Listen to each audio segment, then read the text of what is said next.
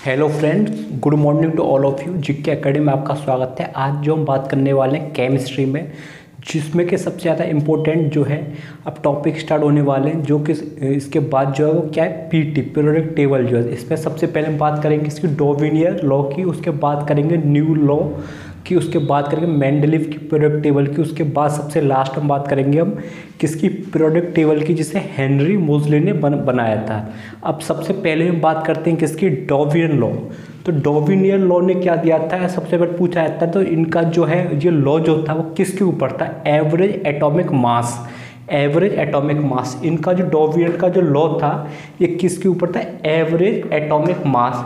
और सबसे पहला जो अटेम्प्ट किया था वो लिवोजियन ने किया था। मैंने जब आपको क्लास पढ़ाया था किसकी, डेल्टन एटॉमिक थ्योरी की, एटम एंड स्ट्रक्चर, उसके बारे में बताया था। जो पहला जो प्रयास किया था वो लिवोजियन ने किया था। लिवोजियन ने डिफाइन किया था मेटल एंड नॉन मेटल, जिसमें मेटल कितने 91 है और नॉन मेटल कितने 20 है। टोटल जो है दोस्तों कितना 118 है, जिसमें 7 क्या मेटलॉइड्स है। ये हमेशा क्वेश्चन पूछा जाता है। तो जो है लिवोजियन ने बताया था मेटल एंड नॉन मेटल, जिसमें से मेटल जो 91 है, नॉन मेटल कितने 20 हैं।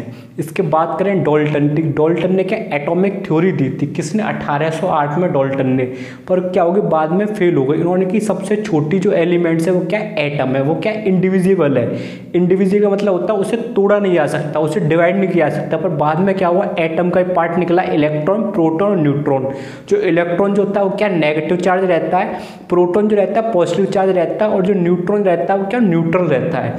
उसके बाद बात करें तो 118 एलिमेंट जो पीरियोडिक टेबल अभी तक क्या है डिस्कवर किए गए, जिसमें से कि 91 क्या है, 91 मेटल है और 20 क्या है नॉन मेटल है, 7 क्या है मेटलॉइड्स हैं। दोस्तों ये वाला क्वेश्चन दोस्तों फ्रेंड हमेशा पूछा जाता है। 91 क्या है मेटल है और क्या है 20 जो है क्या है नॉन मेटल है और 7 क्या है मेटलॉइड्स हैं। जैसे हम पीरियोडिक टेबल पढ़ेंगे तो मैं इन सबके बारे में डिस्कस करूंगा। तो ये आपको पता होना चाहिए 118 एलिमेंट्स अभी तक क्या है खोजे गए, जिसमें 91 क्या है मेटल है, 20 क्या है नॉन मेटल है और 7 क्या है मेटलॉइड्स है।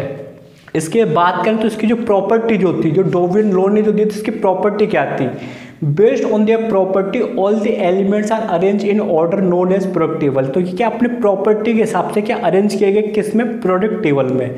तो डॉर्विनियर क्या थे, जर्मन के साइंटिस्ट थे और फर्स्ट अटेम्प्ट किया था टू अरेंज द एलिमेंट्स। इन्होंने जो है फर्स्ट पहली बार क्या अरेंजमेंट के ऊपर अरेंज मतलब एलिमेंट्स को अरेंज करने को पहली बार अटेम्प्ट किया था, किसने, डॉर्विनियर ने। पूछा जाए यदि लिवोजियन ने क्या किया था, तो मेटल एंड नॉन मेटल के बारे में फर्स्ट अटेम्प्ट था। पर अरेंज करना, किसी चीज़ को सिक्वेंस में करना, इंक्रीजिंग ऑर्डर है, इंक्रीजिंग ऑर्डर बढ़ते हुए, डिक्रीजिंग ऑर्डर का मतलब था ऊपर से नीचे, जैसे यहाँ पे है तो धीरे इस तरीके से। तो इन्होंने किया इन एलिमेंट्स को पहली बार जो क्या किया, एक ऑर्डर में क्या किया, ऑर्डर में बताया। तो इन्होंने क्या किया, ट्राइड्स बनाए। तो इनका जो मॉडल है डॉर्विनियर लॉ का किस पे बेस्ड के ऊपर है, हमेशा क्वेश्चन पूछा तो ट्राइड्स किसके बेस्ड के ऊपर है, ट्राइड्स के ऊपर।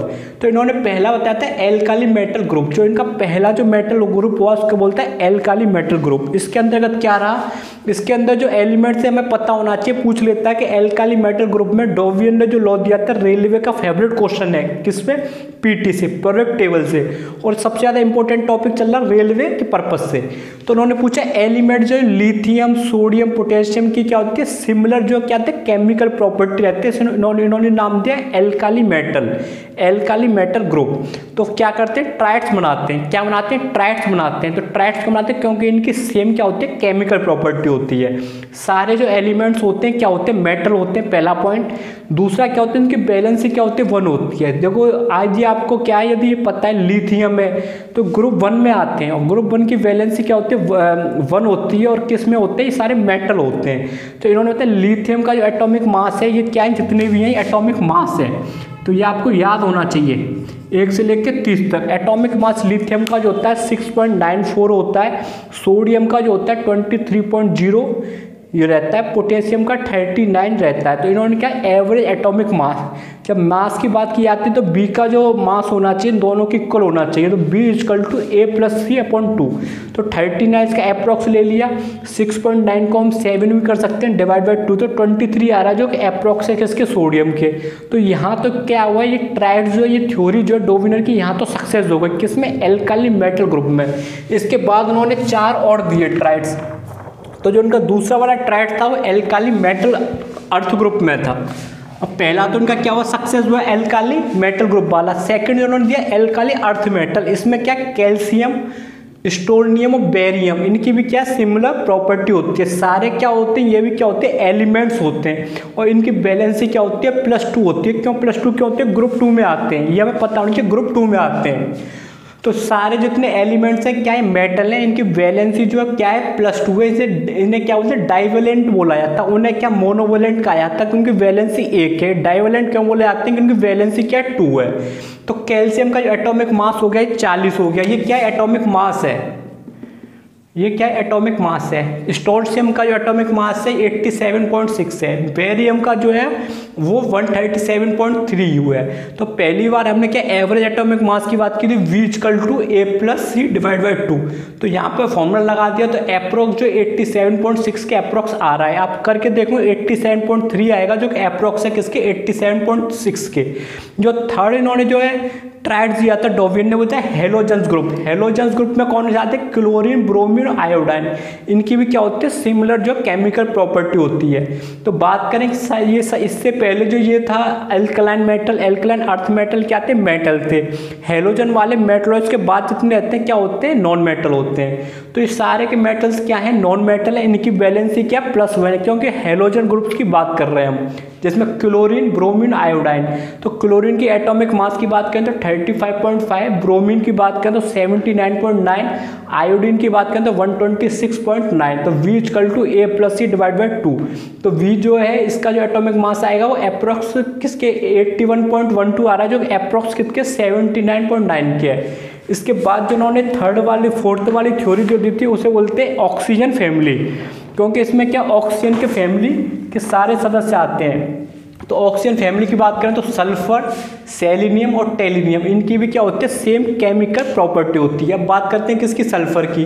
तो सल्फर का जो एटॉमिक मास होता है वो 36 होता है। सेलेनियम का जो होता है 78.96 होता है। टेलियम की बात करें तो 127 होता है। तो V=A+C/2 एवरेज एटॉमिक मास निकालेंगे तो यहाँ से 79.83 आ जाएगा, जो कि अप्रोक्स क्या है सही है 78.96 के। अब जो लास्ट वाली ट्राइड जो दिया था उसमें क्या हो गया फेल हो गए नाइट्रोजन फैमिली में, जिसमें नाइट्रोजन का जो एटॉमिक मास है वो 14 है, फॉस्फोरस का है वो 30 है और आर्सेनिक का कितना 74.94 है। यहाँ पे भी क्या है V=A+C/2 किया जाए तो जो इसका जो आंसर आ रहा है 44.45 आ रहा है, जबकि फॉस्फोरस का एटॉमिक मास होता है 30 होता है। तो इसमें क्या वेरिएशन कितने का आ रहा है 15 का आ रहा है। इसलिए क्या हो गया ये थ्योरी जो है फेल हो गई किसकी डोविनियट्स ट्राइड्स की।